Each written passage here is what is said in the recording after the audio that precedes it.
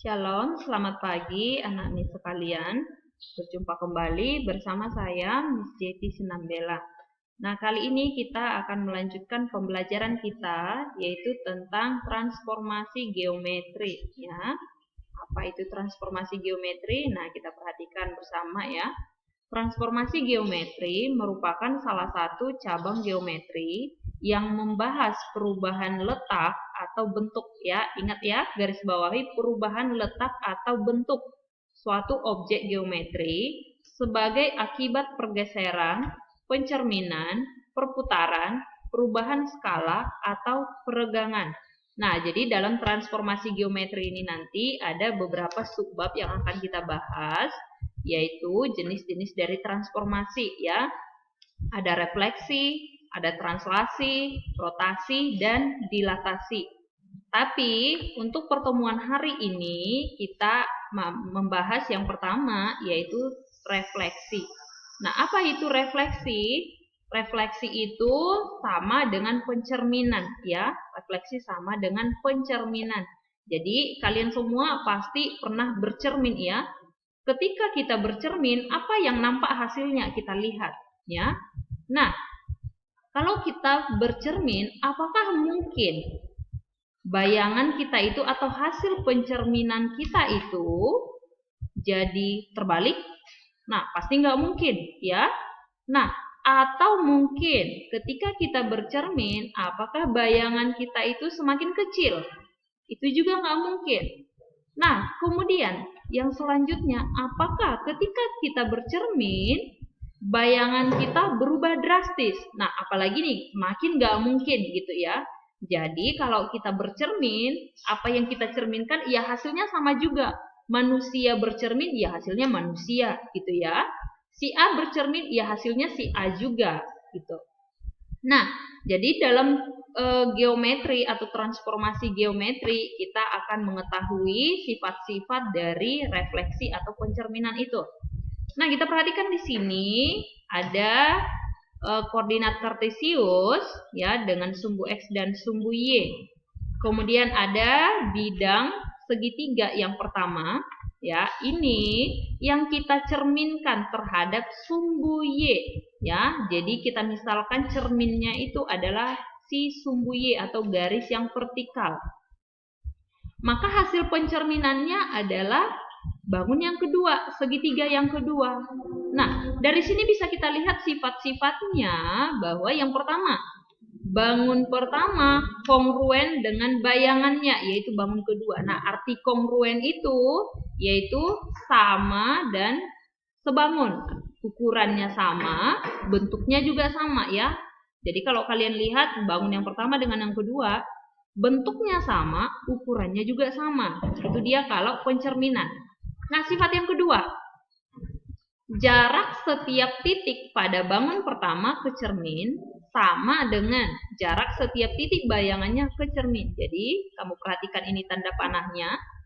Jarak ini titik ini ke kaki si bangun yang kedua itu sama jaraknya. Yang di atas juga sama ya, titik ujungnya juga pasti sama. Nah, kemudian sifat yang ketiga, sudut yang dibentuk oleh cermin dengan garis yang menghubungkan setiap titik ke bayangannya adalah sudut siku-siku. Nah, ini sudut siku-sikunya. Kamu perhatikan panahnya ya. Ini sudut siku-siku.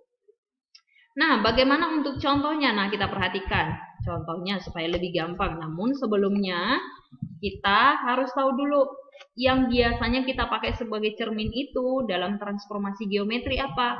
Nah, ada nanti yang menggunakan sumbu X, sumbu Y, atau yang lain-lain ya. Kita akan bahas satu persatu.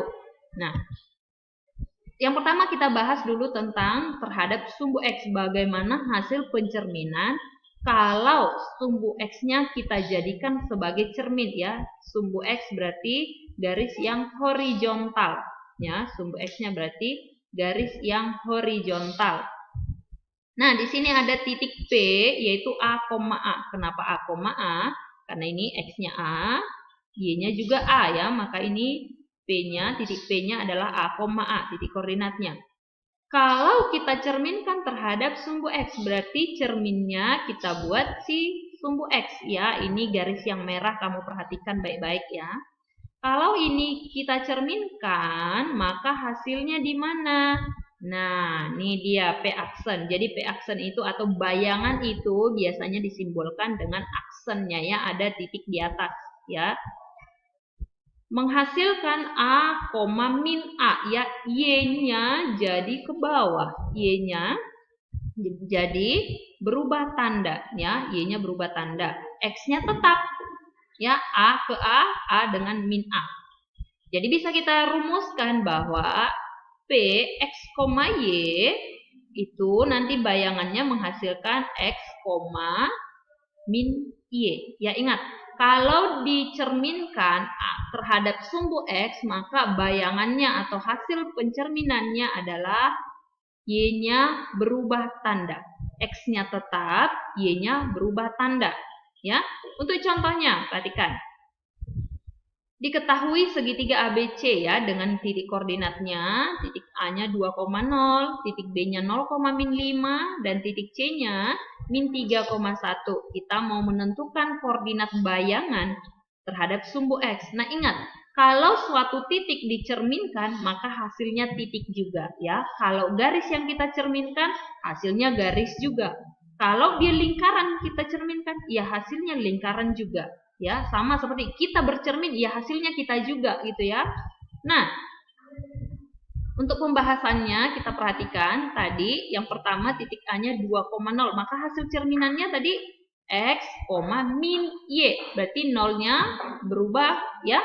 Cuma karena 0 tidak ada yang negatif, ya nilainya tetap ya 2,0.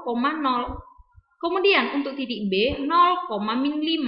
Nah, Y-nya berubah tanda menjadi positif, min 5 jadi 5, sehingga bayangannya adalah 0,5.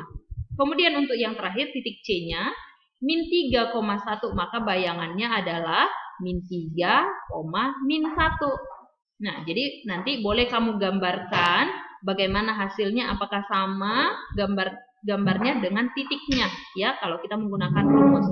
Nah, kemudian contoh yang lainnya, bagaimana kalau dia bayangan garis 3x, 2y tambah 5 sama dengan 0 oleh refleksi terhadap sumbu x ya. Jadi ini merupakan garis, ini persamaan linear. Kalau kita gambarkan dia akan menghasilkan suatu garis lurus.